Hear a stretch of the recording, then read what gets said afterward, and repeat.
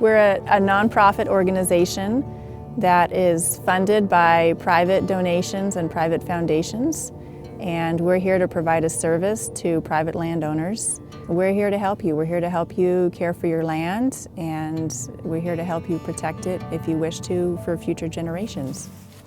We have 2 children, and both of them have expressed interest in taking care of the property in the future. They don't, they're still young and they don't know exactly how they'll settle down. But if they do choose to come to this property, then it's nice that they have partners in the Connexu Land Trust that can help them with maintaining the forests.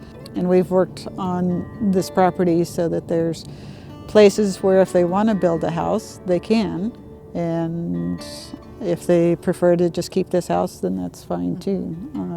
But it's nice. It's nice that the kids can come and they grew up here and they can have this property be the way it was as it was when they were children. Mm-hmm. Yeah, that's a tremendous gift. Mm-hmm. Every year a person comes out and we get to meet and talk about the forest, and the forest was suffering from some diseases, and so he guided me to find a forester, and then I also found a manager. I was able to hire a logging company, or not hire them, they actually paid me.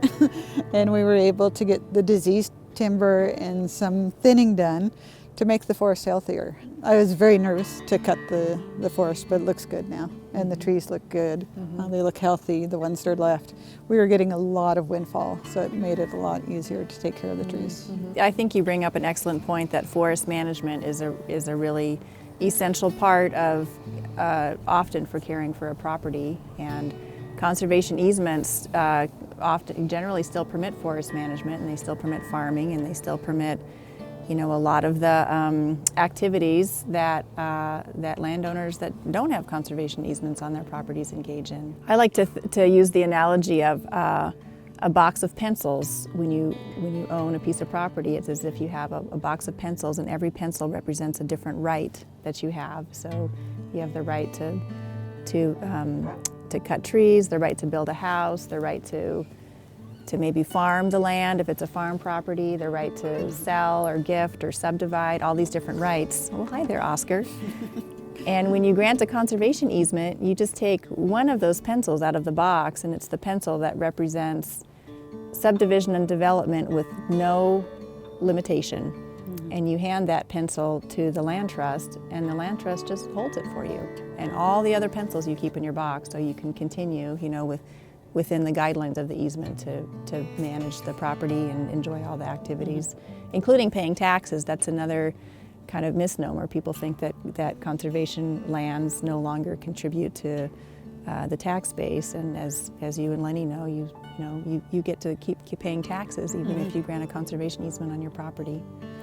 But yeah, the taxes are the same, and we really use the property without thinking that much of the conservation easement. We just enjoy going out in the forest. And the same here. We just keep it in mind if there's something we want to change and something we want to do to the property.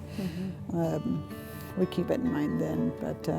But beyond that, it's nice to have to come out and meet with the people from the conservation, the company, and be able to sit and chat and talk about, what we would like to do someday, or what we've done, or any concerns we have. It's just a nice resource. A lot of people do it to protect healthy forest and working lands, and then wildlife habitat is one that I hear a lot. And then a lot of people, there's the federal tax incentive motivates a lot of people who maybe had been thinking about it for reasons of wildlife or what have you, but then that tax incentive just provides enough of extra motivator to inspire them to go ahead with the gift. These agreements are totally voluntary, as you know. Land trusts are not government entities, and we have no regulatory authority that we could never force somebody into one of these agreements. It's a service that we provide to support private landowners in exercising a private property right that you have. You have the right to develop your land, but you also have the right to decide that this land will not be developed in forever. And each one of these voluntary agreements is tailored, as you know, to your objectives, your wishes, and the land that you wish to protect. There's no cookie cutter where the land trust just says, okay, here's the agreement, take it or leave it. Each one is written with you as a partner in looking after the future of your land. Yeah, they're meant to last forever and ever.